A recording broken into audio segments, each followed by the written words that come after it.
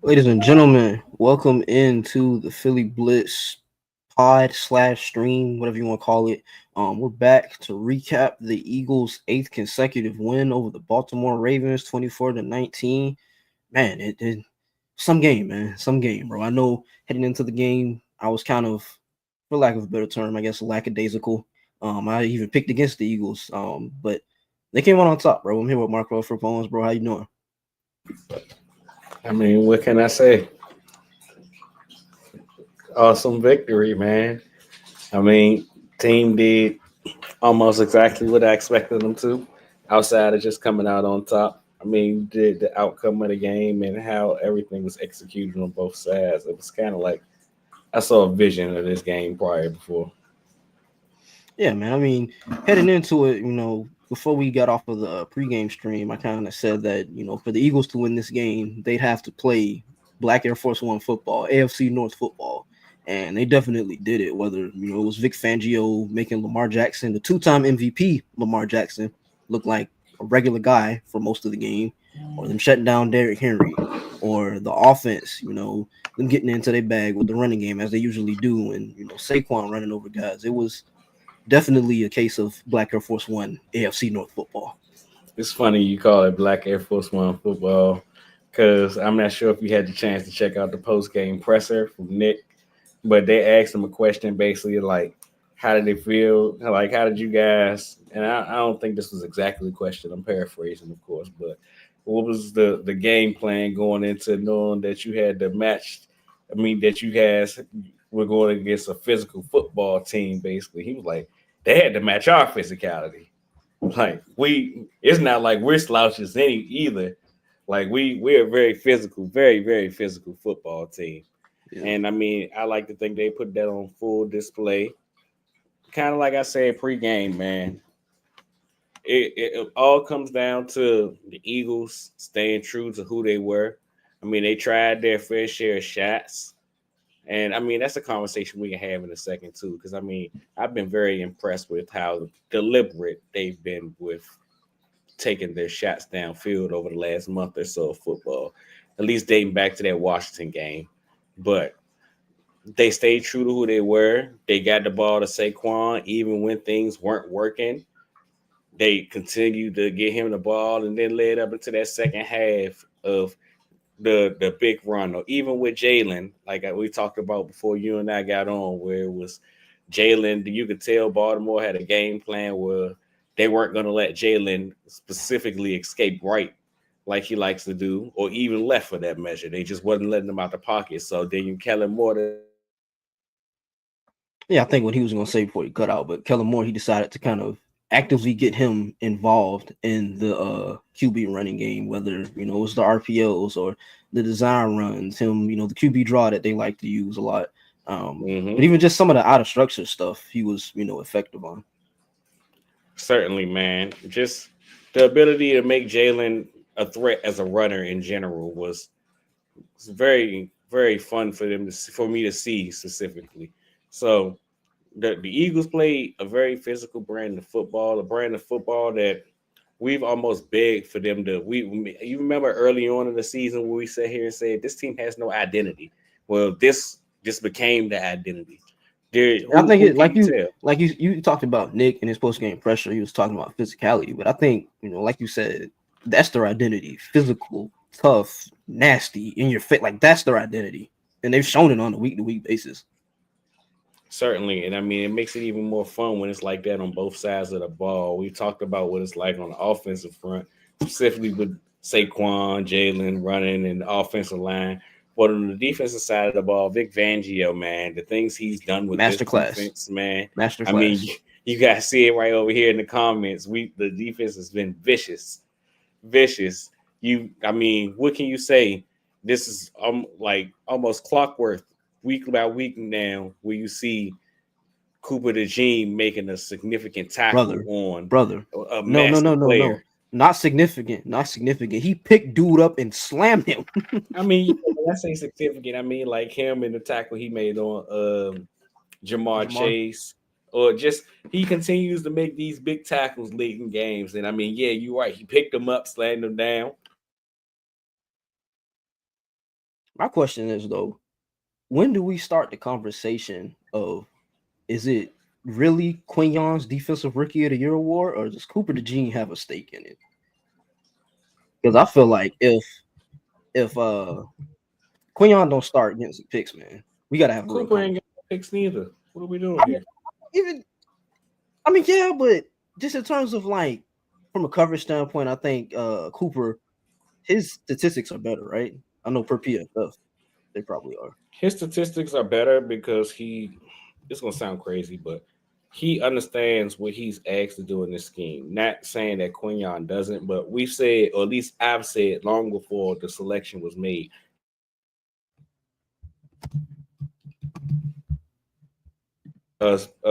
hand the glove in terms of scheme fit. Like he was made, like you said it a few weeks ago, he was made for a Vic Fangio defense. So I mean, I like to think that's why his PFF grade looks so good. Where in terms of Quinyon, I mean, yeah, you can make the argument if he has or has not had help or things of that nature. But I think we've all can sit here and say that from what we've seen from him from a coverage standpoint, he's been able to take away some of the better receivers in the league. Like the things that he's done won't pop up on a stat sheet. You won't see his tackles or his tackles for loss or things of Because that teams don't nature. really throw at him. Also, that's becoming the thing too.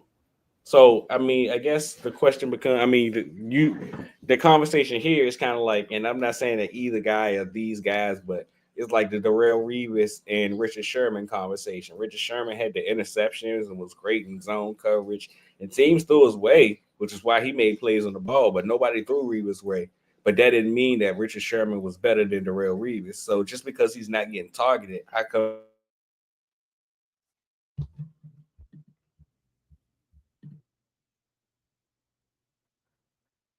I think it's an interesting conversation to have. It's an interesting conversation now. Like you talk about Cooper DeJean, and just how perfect of a fit he is in this defense, and then you got a guy in Quinyon who's legitimately locking dudes down, like even to the point to where teams don't want to throw at him. Give me 1 second here. Oh my gosh. I'm here. All right. We live, buddy. I know. Sorry about that, everyone. Just got in from Thanksgiving. Thankful for you all. Thankful for Eagles football. Thankful for this W. Just had a song stuck in my head all weekend. Walk in your trap, take over your trap. Florida did it, and now the Eagles did it, and it is unbelievable. Bro, I don't know if you saw my tweet, my agenda. Jalen Hurts walked into the bank. Yeah. Snatched Lamar chain. He did snatch it. He did. I mean, like you guys said, I was listening when I was just hopping in the shower real quick, but this was a Vic Fangio masterclass just in terms of what they showed the Ravens last year. The Ravens really struggled Vic Fangio really struggled against the Ravens. Their offense just put up numbers on the Dolphins. I think Lamar had like 5 touchdowns, something like that, something ridiculous. And this year they turned off the water again. A couple of these games where they've started off and it's like, okay, this could get rough. We'll see what this game looks like. This could be a shootout. And then, you just see the adjustments. And that's something that Vic needs to be credited for, is just the fact that he's making adjustments so quickly, mid-game, in-game. It's not even like he needs halftime. They're quarter adjustments, and I think that's why. And this reminds me of the 2022 Eagles, the second quarter differential, where it's just like they figure it out on offense, then they figure it out on defense, and they just have this immaculate quarter, and they're able to depend on that quarter for the rest of the game because then we kind of have struggles. Second half, we didn't move the ball as well in terms of passing the ball. Now, of course, some of that comes to 2, 3 and outs in the third quarter. So then you don't really have the ball. And then in the fourth quarter, you're just trying to chew the clock. And then Saquon ends up breaking another run because he's Superman back there. And there's not that much that the offense is able to do in terms of, passing the ball or things like that. So, A.J. Brown had, 66 yards at half. And then he didn't have any catches after that. But that also speaks to the power of this Eagles team where they just need to. Yeah, they need to. I mean, it's like even like Nick talked about in his post-game presser. Like Jalen doesn't really have the statistics of some of the better quarterbacks in the league this year because in the second half of games, There's no reason to throw the ball. We're up so big. Why you don't want to put the ball in there? Absolutely. And I also think that it's not just that. It's also that Jalen has taken another step. And Nick talked about this in the post-game press conference where he called Jalen a game manager, which is something that we've been doing for the last couple of weeks in terms of saying like, hey, Jalen isn't necessarily this game breaker right now, but he's a guy who you can depend on to be the point guard and get the ball to the playmakers in the offense. And Nick spoke to that. It goes back to the conversation. It goes back to the conversation me and you had last week when we talked about kind of just because of how many, I guess, Pro Bowl All-Star level players that they have. Mm-hmm. You don't really need a guy. You don't need the quarterback to be a game breaker of sorts. Absolutely. He can be what Jalen is. And Nick pointed to his quarterback rating the last couple of weeks where he's been above 100 in terms of his quarterback rating every week. And so it's not like he's putting up gaudy numbers in the yardage or touchdown column, but he's efficiently making the offense run. Now, I think you can definitely ask for a little bit more out of the offense in terms of route combination sometimes. It feels like they lose one of their guys and they just go so basic. And it's a little frustrating. You should be able to run your offense. You make this investment in Jahan Dotson. You should be able to run your offense as you normally do, but it feels like they kind of go into the shell. And it's frustrating because we know they can do better than that. I think of the third down, for example, where Jalen kind of took that sack at first half. I think it was maybe it was the second quarter, first quarter. But Jalen just takes a sack. It's 3 curls. I mean, what are we doing here? Can we have a little bit of creativity, help out the quarterback, help out the offense a little bit? Those types of things. And we brought this up on the last pod, where the passing game is kind of it's done enough, and it's because you have Superman back there, but they do have some things that they need to iron out. And we all wanted Devontae to play this week. We thought he would play, but he spoke about it as well. I was out when you guys were on the pregame, so I was like trying to listen like closely, but I couldn't hear everything. But Devontae spoke about his injury, and I'm not sure if you guys spoke to that, but he spoke.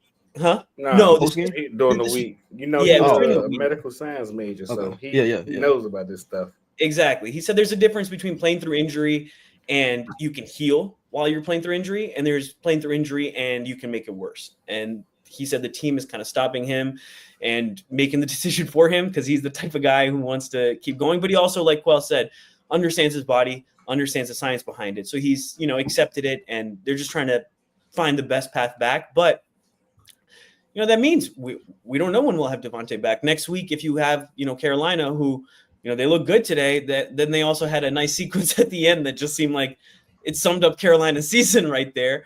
But, they've had some bright spots this week or these last couple of weeks. If you don't have Devontae there, you should be using that as an opportunity to start exploring the offense without Devontae so that when he comes back, you can keep doing the same things, but everyone's to that level. And last thing I also wanted to say was we really missed Johnny Wilson this week, man. I mean, his blocking was brother. There was a play where they had Paris Campbell scraping across the formation. I guess he was supposed to like block one of the linebackers or something like that, and they just ran him over and stopped the run. Like Johnny Wilson was so. Hey man.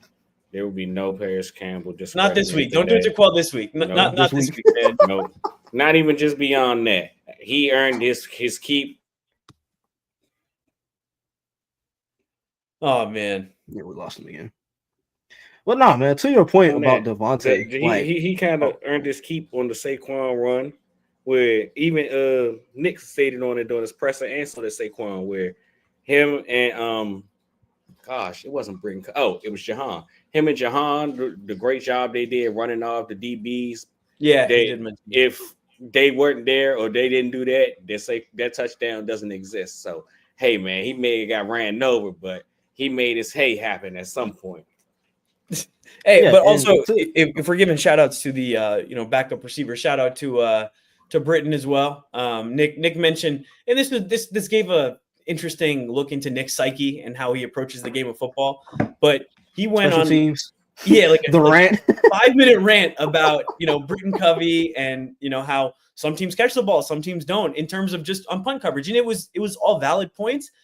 And I was thinking about this while I dropped. So basically what he said is just like, oh, Britton caught the ball and he saved us, plus 15 once and then plus 26. And when you give up those yards, you're less likely to score. And, you can set yourself up poorly. And then he also spoke about punt coverage and how we set them up in ways that it set us up to score after the defense was able to make a stop. So there are a couple of things he talked about. But what I also just kind of wanted to speak to was that he speaks about these fundamentals a lot. And, oh, we're gonna play football like this, and everyone has always kind of said, oh, it's you can coach it as much as you want, but the players have to do it, and that's reigned true throughout the last 3 seasons, and we've seen the highs of it and the lows of it for sure. But one thing that I think is a constant is that they're always kind of, when they're playing well, it's weird because this team is a tale of two teams. Sometimes they're just like not doing anything, and sometimes when they're just fully locked in doing everything, they're always going after the ball. They're always just like making sound decisions. And that's why it drives us nuts. Like when at the beginning of the season, they were just poor decisions. Like it was the Falcons game, right? Where Saquon didn't go down or there's just other things throughout the season. But Nick goes through and plays a tape of every turnover, every special teams play, everything like that from the week in college and the pros. And they review them all. I don't know, maybe every team does that, but it's just, it's sound process. It seems like where you're just emphasizing these things and you're watching how other teams do it. It seems like a really good coaching point. And then, I'm sure you guys can talk about it, but the whole Devontae and CJ telling him to go for it on 4th down, that's the other like Nick type of thing where it's like you're one with the team, and maybe it's not, maybe he's not the best when things are not really moving, but once things are just kind of moving and the gears are turning, he's just a really good coach for these guys, and I think he's a really good leader. Yeah, and so you guys talked about the fundamental aspect of it. So during the game, they panned the camera to Eagles running backs coach Jamal Singleton, and it got me thinking, like, just you've alluded to this a lot, Quell, but just how much better the coaching is this year compared to last year. Whether you look at running backs and Jamal Singleton, look at the receivers and Aaron Moorhead, and he's been here for years, but look at linebackers, Bobby King, like from a fundamental standpoint, they just do all of the little things that much better than they did last year. And I don't think it can't go understated.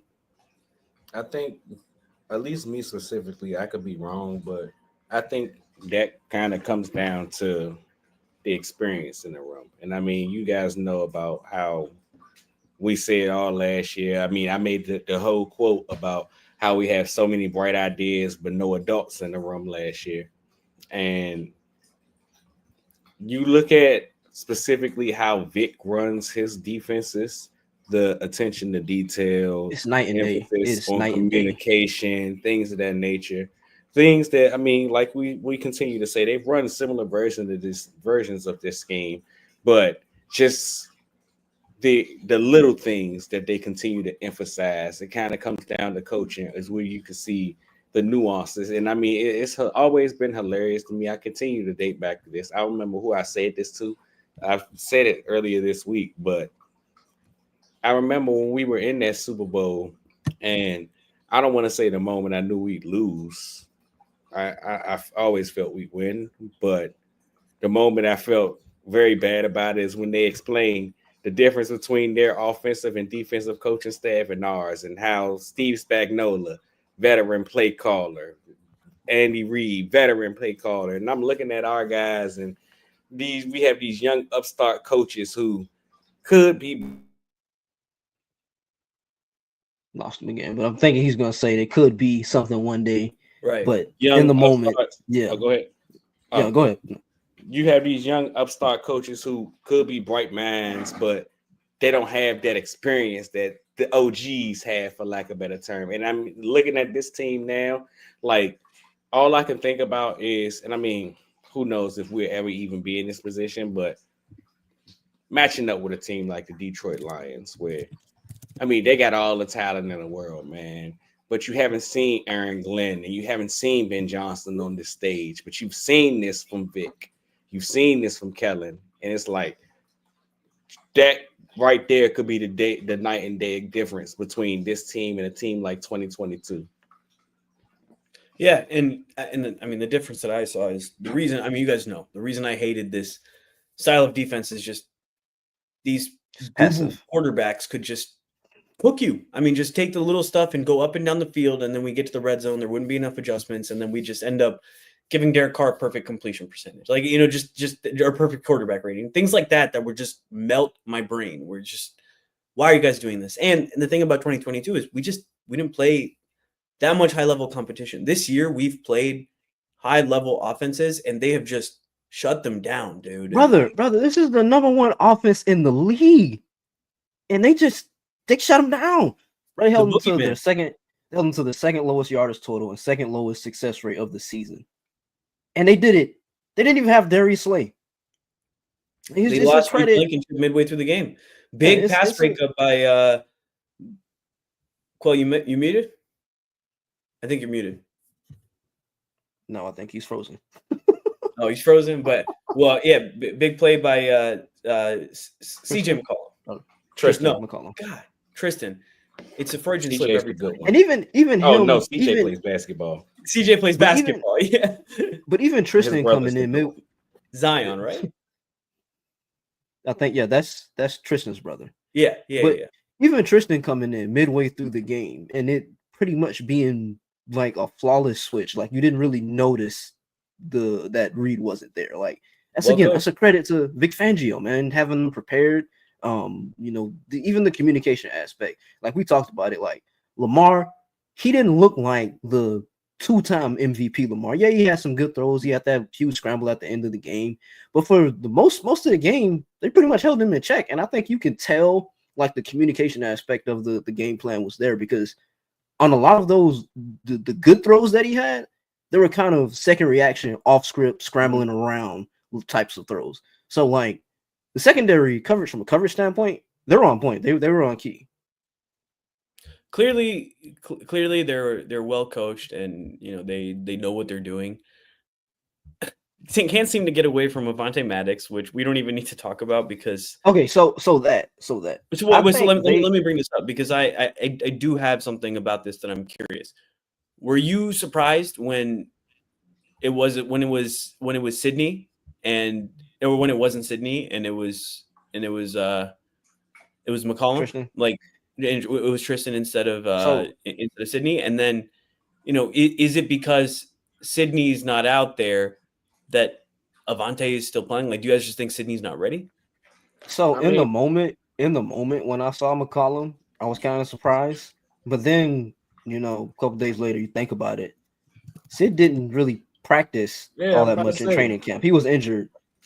And go ahead.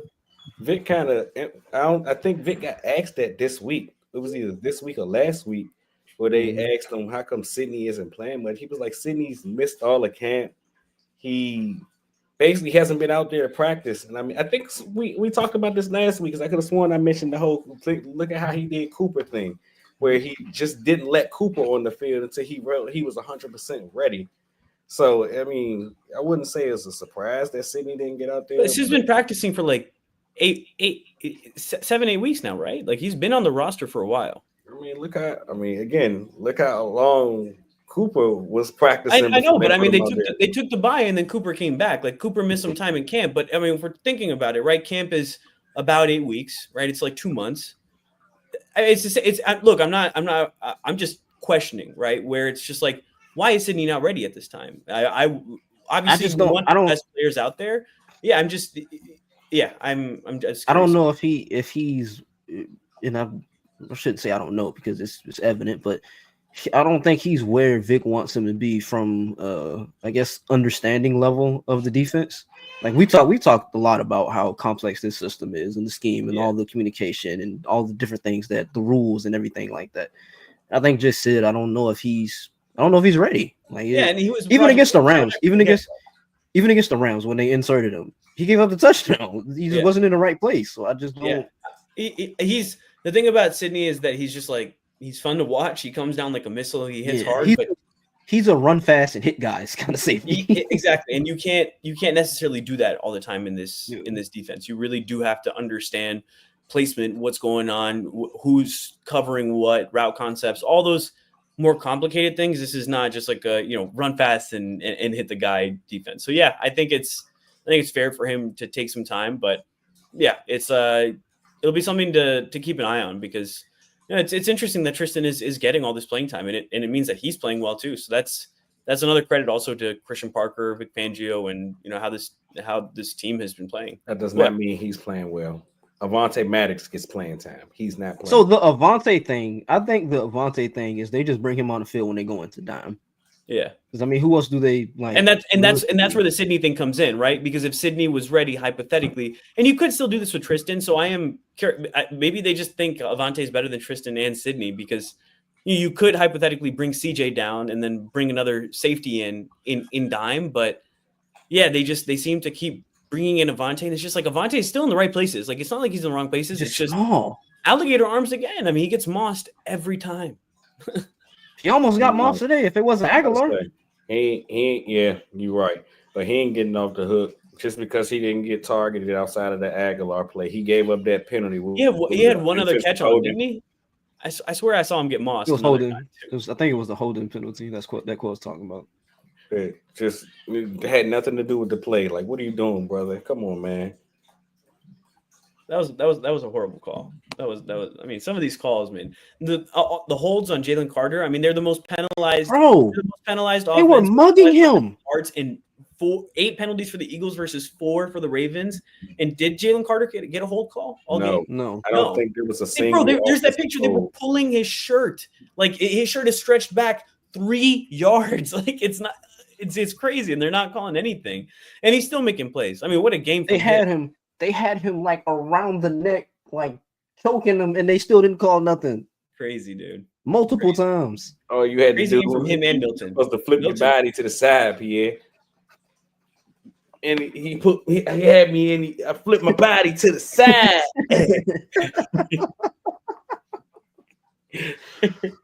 Oh man, but just in the grand scheme of things, man, the Eagles, they're 10-2, right? I think they're second place in the NFC, if I'm not mistaken, right now, right? And I got Twitter pulled up on my phone right here, and the Eagles, the admin, they just tweeted something out. They got this team is special, man, and they got like a lot of combination of photos from the locker room. You got Braden Mann doing a little grill thing, Jalen smiling. You got Jordan Davis, like. This team, man, like they just look so together and cohesive. And I think that's the difference from last year to this year, like the togetherness of it. Like even on a week-to-week basis, just off, even not just on the field, but off the field. Like you see the celebrating, you see the smiles, you see the camaraderie. Yeah, I mean, I also think all that comes with winning. I mean, you've won 8 games in a row. It feels pretty damn good. I'd be smiling if I won that many games too. So I think vibes, like I've spoken a lot about that, but I think they can be overrated too, because you can be. I think more so it's that if you aren't positive and you're winning this much, there's an issue, right? Like if you aren't smiling and you're winning this much, like the Eagles were last year, where they were winning and it just like was not positive. That's more so. But like when everybody's happy, like. Damn right, you're happy. I mean, you just beat the #1 offense in their stadium. Lamar Jackson is the boogeyman to everyone else. I was thinking about that. I was like, I think about Lamar as the boogeyman. Like we talk about Jalen, I think of Lamar as the boogeyman. I don't know why you're making a face. Like, I mean, he's lost 1 game against NFC opponents. You're on mute. Jalen Hurts is the boogeyman, son. There is no other boogeyman. I've been telling you, and it's finalized. You can say the last quarterback to the list. Lamar has 2 there MVPs. No other Lamar has 2 MVPs. Lamar Jackson is a damn good football player. You can say what you want. You can say what you want. Jalen Hurts clearly ain't one of them, because Jalen Hurts has too much talent on his team for him to be an elite quarterback. You can go on your rant another time. I'm making a point. I'm making a point. Go on your rant another time. I get that. The Jalen is damn good. We'll go on that in a second. But Lamar Jackson is just like, I mean, the 2-time MVP. People are talking about him for an MVP again this year. Now, obviously, there's more losses, and there's an MVP candidate in this game who scored a touchdown and beat you in your own house. But I mean, we went in there and we shut him down. I mean, like Lamar Jackson is talked about as a top tier quarterback. We can talk about Jalen undeservedly being left out of those conversations, but that's the fact of the matter. I mean, people talk about the top 3 quarterbacks in the league. It's always Lamar's named in there, right? At some point. And for us to go in there and to do that to Lamar and his team was insane. And that's when they have Derrick Henry too. Derrick Henry is on that team, and Cooper DeJean is squaring him up again, just like anyone else. Picked him up and spine busted that man. I mean, it's form tackles everywhere. But let's not talk about the defense, because Quell has a valid point. We have a question in the chat. We should get to it. Jalen has beaten many elite QBs now, right? We call him the boogeyman on our team. We talk about him how we do. The national media doesn't. Question is why? Why don't they do that? And when will he finally be considered elite? We think all three of us have said he's elite for the last couple of years. He hasn't gotten that respect. Now, last year, things went downhill, but even at the beginning of the season, he was still playing at a high level. Now, Jalen isn't playing, the most exciting brand of football, putting the team on his back, but he's making sound decisions, leading his team to victory, winning the turnover battle. I mean, I think he's got to be considered elite now. I don't think he's in the MVP conversations as he was in the last couple of years, but he absolutely is elite. He's a top 5 quarterback in this league when he's playing at this level. Thoughts? Yeah, I mean, he touched on it, in his post-game presser when they asked him about being a game manager. I'm trying to find a quote here. Yeah.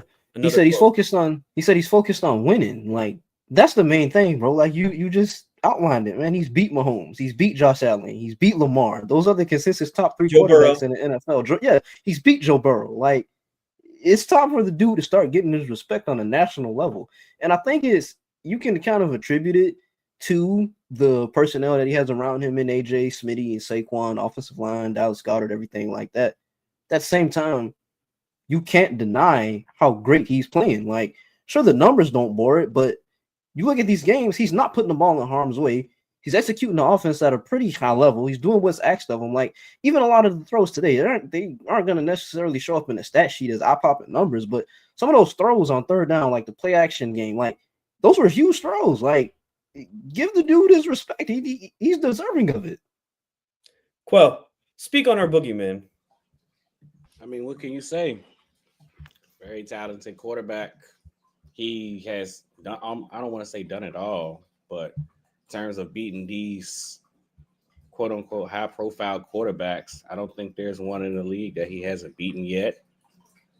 Ultimately, it just comes down to kind of like you just said, Pierre, winning. I don't think he'll ever be classified as an elite quarterback because he's never going to put up the stats that some of these guys do.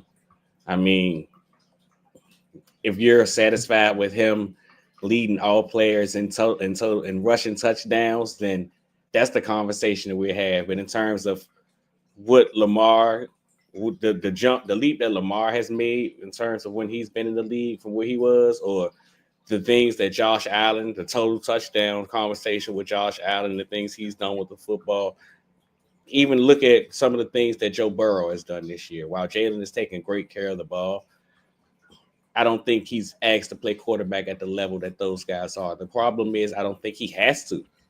And that's the conversation that we really should have. I mean, not to cut you off, but it goes back again to the conversation me and Parth had. Like, we don't need him to play like a Burrow does on most occasions. We don't need him to be Superman, and that's a credit to Howie Roseman and the roster that he's constructed. Like, you surround your quarterback with talent. I don't understand why is that a negative on him. But I don't think it's a negative. I think what Quell is saying is it's just the reality of the situation, right? Yeah. It's not necessarily a bad thing. We're all saying the same thing. That's what he's supposed to do. He's doing the job, but that also means it doesn't come with the headlines, right? I mean, we're seeing it this year. We're talking about, I just said it myself, we're talking about MVP talks.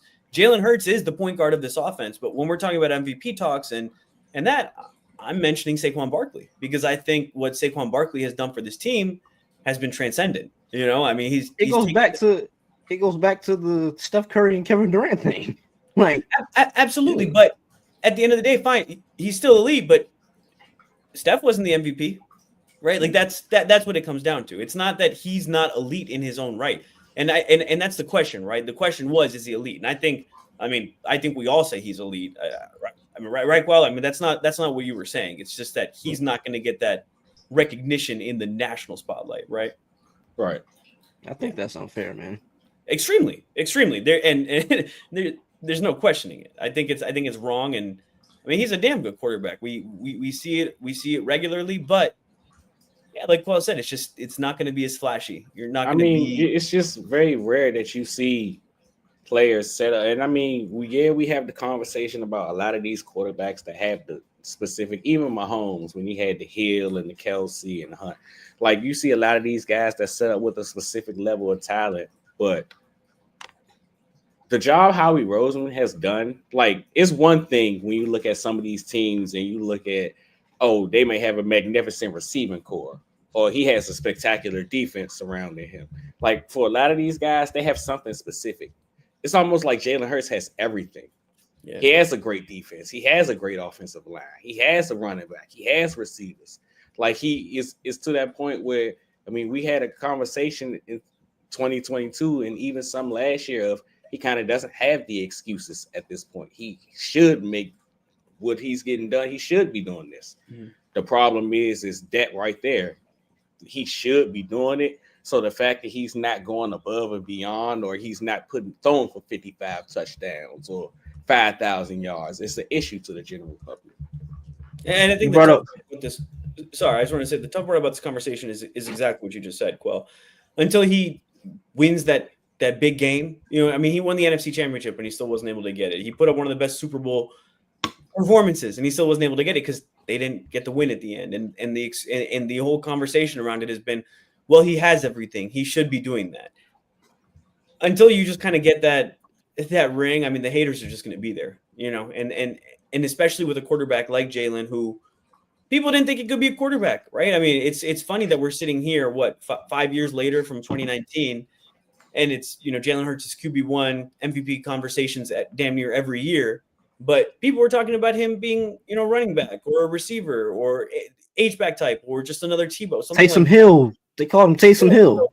So, yeah, the conversation is just always going to be extremely nuanced and just weird, man. People are never going to be honest because they want their first takes to be right. And, that's the nature of human beings too. I mean, should I do it sometimes too? So, yeah, I mean, it's unfortunate, but hell, we know. we know. Philadelphia knows, and the teams who play they know. Us three, we've always known. We've always known. From the jump, we've always known. Hey, Quell, you brought up Howie Roseman's name. Did y'all see the tweets from Dave Zingaro and Tim McManus in the locker room MJ. After the win? They were blasting Michael Jackson at the request of Howie Roseman. What? Yeah. They were. Howie Roseman got on the aux and requested Michael Jackson. Okay. I'm trying as to long imagine as they pay Billie Jean. I wonder what song did he request? That's my question. Like, who did he go up to? He's like, hey man, with like the classic Howie side, he's like, hey man, like, you give him like the handshake. He's like, play some Michael Jackson right now. Like, what song did he ask for, bro? Did he say Michael Jackson? Did he say MJ? I got a lot of questions about this situation. You go PYT. You go Billie Jean. You go Off the Wall. Plenty of options. Nope. There's only one option to be played if you're Howie Roseman in this instance. Thriller. No. Ask your mama. Ask your sister. Ask me. Who's bad? That's the Howie Roseman anthem right there. That's the Philadelphia Eagles anthem. Who's bad? You like you said at the top, Parth, walk into your trap, take over your trap. This is honestly, we laugh and we joke, but this is the one right here. This is the victory. We could have said it was the Rams game. Rams, I don't want to say losing record, but they're 500, right? They're 6-6. Yeah, 500. Did they win today? Did they win? Yeah, they beat the Saints. Okay, they did. I didn't. Yeah. Last time I looked, they were down. Yeah, it was ugly at first, man. Yeah. If I'm not mistaken, check. But Rams, Bengals, Commanders.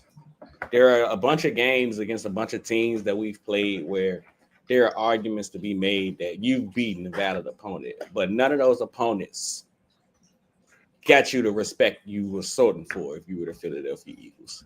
This game right here, this is the game right here where you say, okay, these guys, maybe they're for real. And I mean, I don't know how often you guys check out national media shows or things of that nature, and specifically these morning shows outside of the facility. Shout out LaShawn McCoy for holding down the fort for everybody. But they how they the difference between the Eagles and the Lions, and you may have a guy or two who's like, nah, the Eagles might be on that level, but the difference on the spectrum that they have the Eagles and the Lions is almost mind blowing, honestly. And I Yeah, it's like they often on two ask, different levels.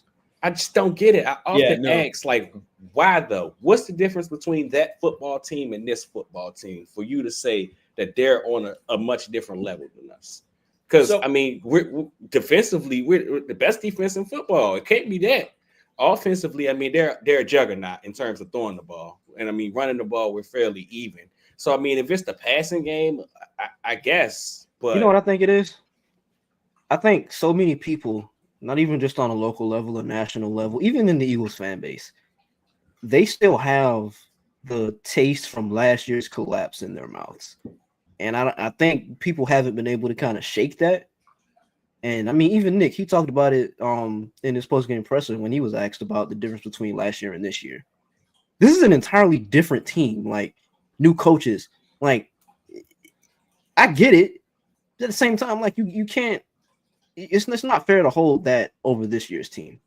it's not, but I think the truth is probably somewhere in the middle, because I was one of those people who was thinking that the Lions were way above the Eagles. I mean, I said it on the podcast, but in the last couple of weeks, I don't feel that way, because I think the Lions have also come back to earth. I mean, they should have lost to the Bears. That was crazy. I feel bad for the Bears, man. They can't get to feel bad for. Matt Huh? Eberflus. There is nothing to feel bad for. Listen, Caleb's my fantasy quarterback in Dynasty. I need him to do well, brother. Like, listen, I'm cheering on him on succeeding, but I mean, weird season for them. But regardless, I think, like what you said, Quell, I think the passing game has been a question for me, and I've said that. But I also think the other aspect of it, and this plays into kind of what you said, Pierre. Lions have just kind of been dominant all year, right? They dropped one game, and now, of course, the Eagles have only dropped one more game. But the Lions came into the season swinging. They had their offense. They've had the same team around them, right? It's like the Eagles are a new team. The Lions have been the same team, and so they have that continuity. And I think they just came to the season swinging. And when you have that continuity, and they've just kind of had this next team up feel behind them for the last couple of years. I think it's just kind of hard to get past that. And I think past years bleed into that, whether that's fair or not. It's a I think that's just conversation. I'm sorry, I didn't mean to cut you off, but You're that's good. an interesting conversation to have, because how you put it is they're the team with continuity with the new team. But when I often think about how these two teams match up and what couldn't be the difference between them, is specifically when they meet come playoff time, is one of these two teams, while both of them have NFC championship experience under them, one of these two teams has a Super Bowl appearance under their belt. Mhm. And I mean, yeah, the coaching staff in terms of play callers on both sides of the ball may be different.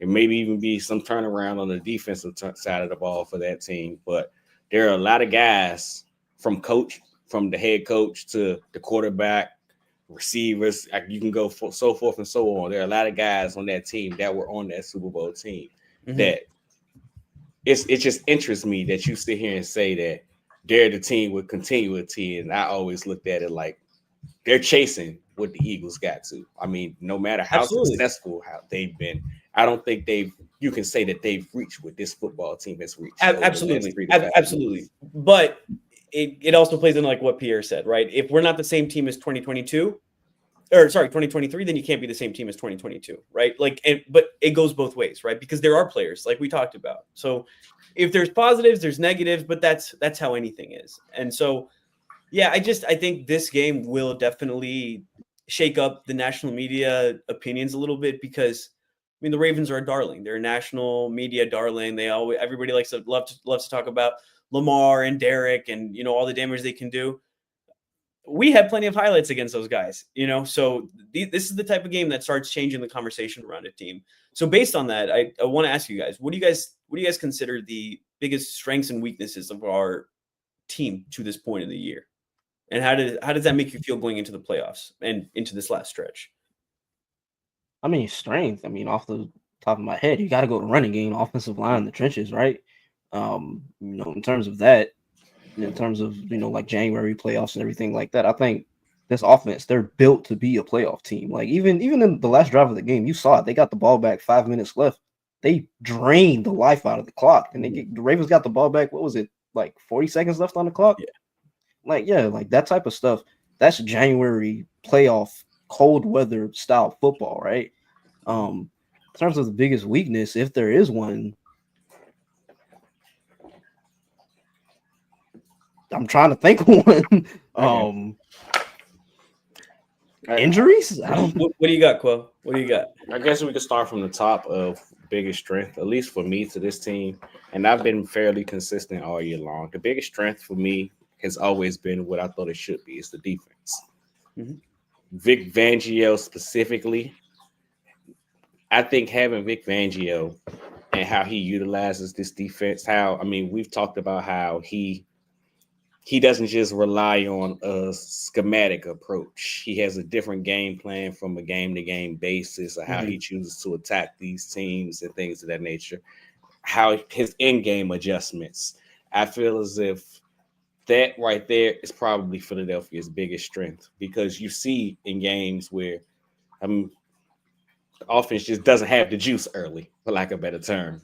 Yeah, I think that's who they are at this point. I don't even complain anymore. I seen one of you guys tweeted out when the first quarter ends and the Eagles start playing real football tweet.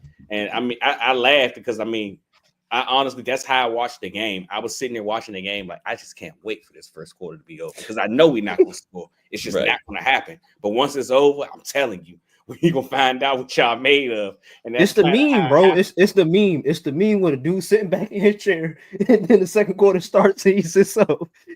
I know. I think it's a lot to do with kind of like you said, I believe it was you, Pierre, where, we stated a bit about Kellen, but you can make the same argument about Vic, where they kind of give you guys a drive or two to have your fun. Mm-hmm. And if it kind of, all this is going to relate to my biggest weakness of the team, but if you don't put this team away early, you're going to struggle putting this team away. Yeah. And that just going to the biggest weaknesses, they're going to have to figure that out. This is kind of who they are, but we continue to say this. And funny, we happen to play a team like the Ravens, who happen to be one of those offenses on the list that you would think of when we have these conversations, but you can't play Detroit.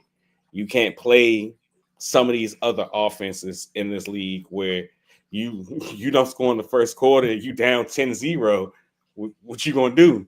Because while we may use Vic as that easy button and he keeps us in games, and then we slowly but surely chop at it, and then before you know it, it's Eagles up 2, Eagles down 1, and all we need is the one score, and boom, we great.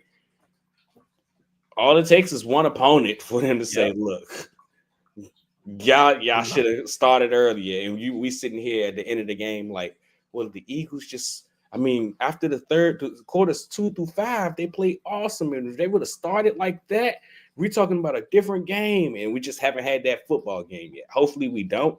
But again, all it takes is one opponent. Absolutely. And I think over these next, couple of games, excluding the Pittsburgh game, because I think that's going to be another dogfight. But you have the opportunity to kind of get right and figure this out. Like you playing, you have the opportunity, but there's no easy games. But this is just something that has been an issue all year. It's something that I've spoken to, and I think that's the biggest weakness. Just like Quell said, it's just you can't have these slow starts. And it's funny, like you said, Quell, that we talked about Baltimore as one of those teams where you would struggle doing that against.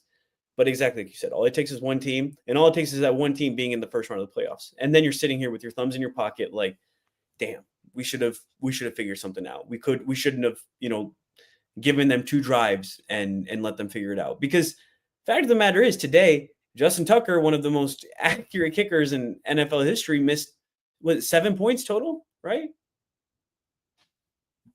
You're muted, Q. He gave away a touchdown, basically. You can make an argument that touchdown that Baltimore got at the end was garbage time, but right. That he makes that, and we're talking about an Atlanta Falcons situation where we're sitting there like, yo, we got to keep them out the end zone at the end. Exactly. Also, tons. I feel like I've said it every week. Tons of missed kicks this year, man. It's just everyone is missing, and yeah, Tuck pushing all those that was something to see. So that is just something to keep an eye on. You have to do better, and I also just think that's connected to the passing game. I think once you kind of have the passing game flowing a little bit better, and you're just playing to your strengths more consistently, because we've seen them play to their strengths, and then that's why it's frustrating when they don't. I think if you start consistently doing that, you can get rid of these slow starts. It's not necessarily something that needs to happen, and that's the most frustrating part, at least for me, because I mean, to that point, Parth, I even think we saw it today when after the first 2 drives, they kind of moved towards more of the pistol, under center, play action, RPO. They didn't. I don't think they ran any play action or RPOs the first 2 drives, and then they start RPOs. Play action. I think there was 1. Okay, okay, but it's difficult. Started and they were successful. Yeah, but it's difficult to understand why, because like Jalen, when you kind of make him just a pure drop back quarterback, it isn't using him to his strength. Like, yeah. And when he's able to do these things like play action, like the RPO game, he's successful. And they have evidence to show this. And I get it. Maybe you want to workshop some things. You want to see, how he does against specific coverages. But at the same time, like, winning is the main thing, as he always says. You're right, which is why I think they went to it when they went to it. At the same time, I mean, wow, I think that is where Jalen Hurts excels. If that is just what this is going to sound rude when I say it. And I mean, honestly, with the lightest amount of disrespect, like no disrespect, honestly. It's so easy to just sit here and be Jaden Daniels in this instance where, I mean, we know you got the talent to do a lot of these things. We don't think you're quite ready to go through progression to progression and read an NFL defense at the level that you need to right now at this stage.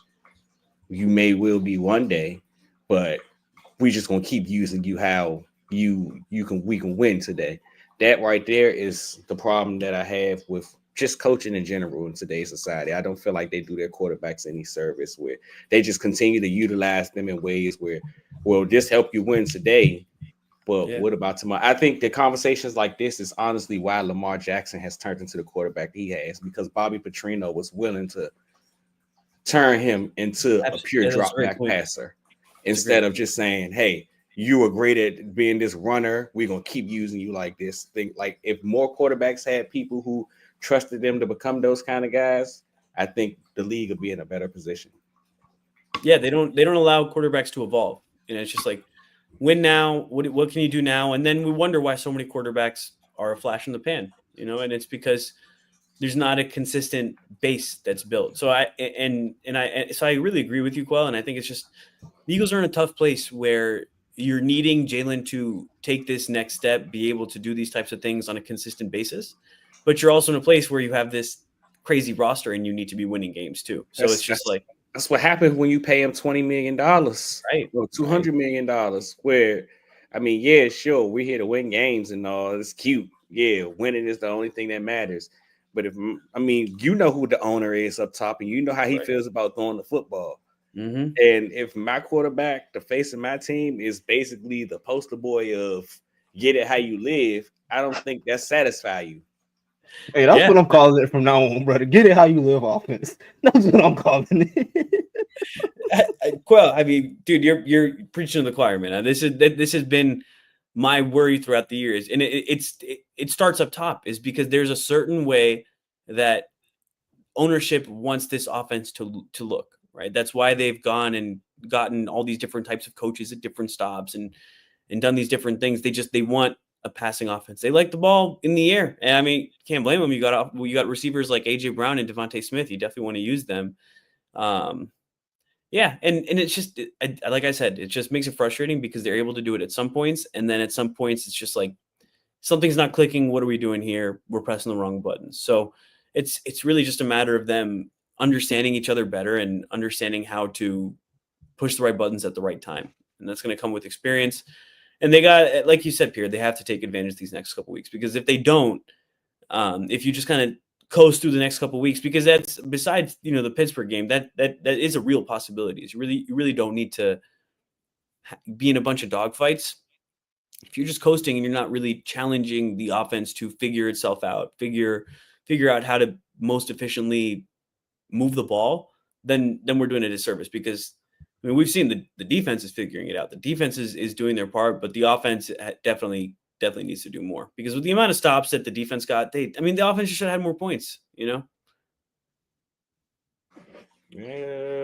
kind You don't of, think so? but I mean, I don't want to say I don't think so, but shout out to Zach Orr, man. He made life hard on Jalen Hurts today. He made Absolutely. life hard. Like, Absolutely. It looked like a good Ravens defense. It didn't look like the boo-boo Ravens defense that we were saying that they were going to have. I was sitting here like, man, where they been at all year? I mean, I understand Scrappy we ain't got and Devonta, but gosh gracious, I know. what's going on? I know. But hey, we got the win, and that's what matters. You go into a hostile environment, you win a game against top AFC contender. And then that's the other thing. These last couple of games, we had a conversation about the national media, but these last couple of games, you mentioned it, Quell. A lot of these guys you can just kind of write off, be like, okay, well, the Rams aren't that good, or any number of these other teams aren't that good. Washington's not that good. Washington's kind of fell off. But I mean, the Ravens are a damn good team, and the Eagles thoroughly beat them, and there's something to be said for that.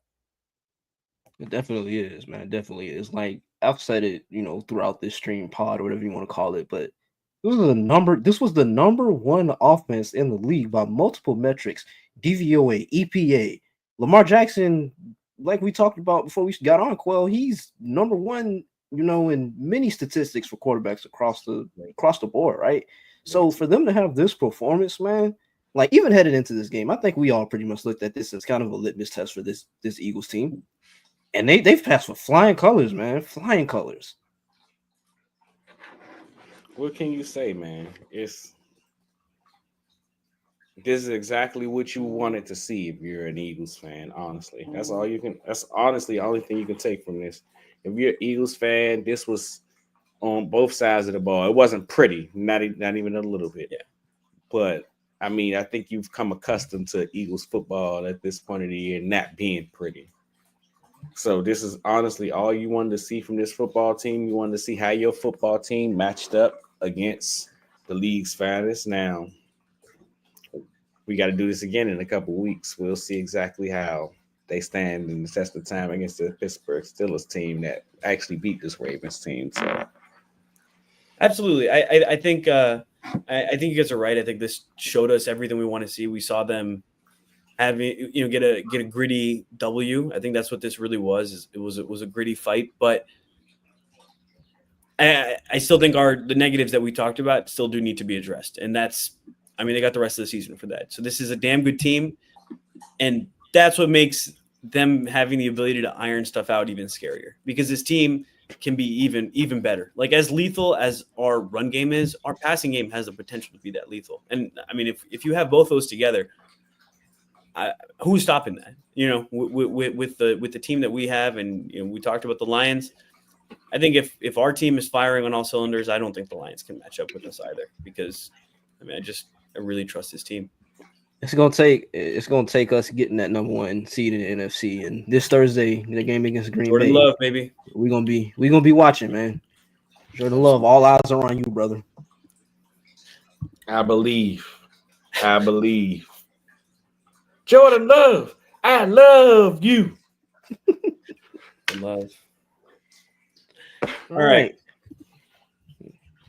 Oh, all right. Oh, well, I'll close it out then. Well, this was a fun episode. I got to tap in on the other side for a while, listen to Pierre and Quell. It was fun to be on the other side. I was commenting this morning on the stream, but unfortunately, I forgot to log out of the Philly Blitz account, so I was commenting as them. So I was tapped in, needless to say. But 2 streams in one day.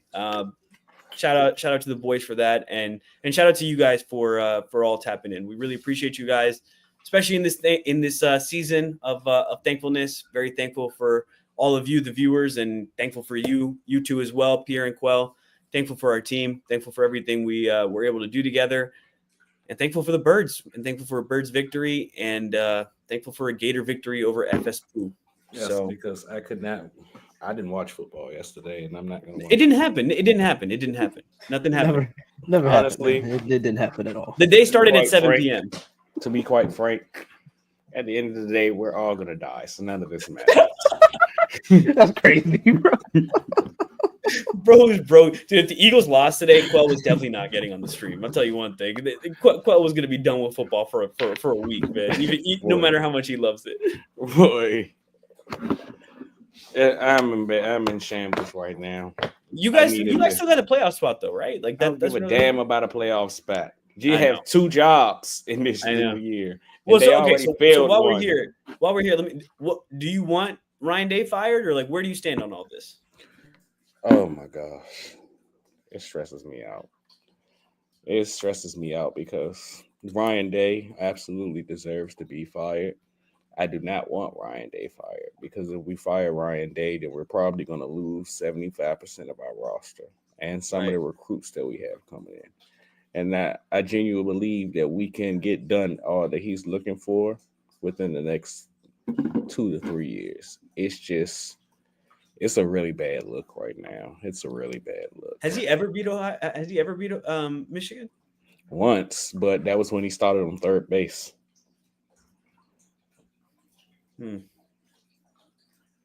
I saw Vrabel talk, so I was like, I don't know, man, because he played there, right? Vrabel's Ohio State. Yeah, they talking Vrabel, they talking Marcus Freeman. They don't know what they want, man. Yeah, honestly, I understand it sucks that he keeps losing, and sometimes these are kind of games that get you fired. But I think it's one of those things where you don't know what you got until it's gone. I mean, Ryan Day is pretty damn good. It's just certain things are unacceptable. That's all.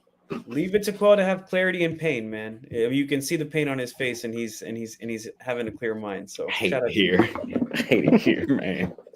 Yeah, man. So before we officially close out, as I always do on these post-game streams, how are we feeling heading into next week against the Panthers? Good, man. I mean, I thought I brought the fork with me. I must have left it. I was about to say, Quell, the way Quell was looking around, I was like, I know he's about to grab a prop. I didn't know what it was going to be. I was like, I know he has something ready. There's no fork. I think we should feel fork in them. You know, I think we should feel good, man. I think we should feel good. Bryce Young, he's had some good moments since he's returned from his what's the word I want to use? Hiatus. Hiatus, yeah. Great word. Yeah, since he's returned from his hiatus, but rather the ship is about to come crashing down. He has not met Vic Fangio, and he ain't met Vic Fangio yet, brother. It's about to get ugly, man. It's gonna get ugly. Oh, man. But and the Panthers are just they panther. I mean, you see that like you get all the way down there and you make all these great plays. Bryce Young is playing one of the best games of his life after a great game against the Chiefs, and you fumble the ball away. I mean, it's just you can't make this stuff up. Not even a little bit, man. Not even a little bit.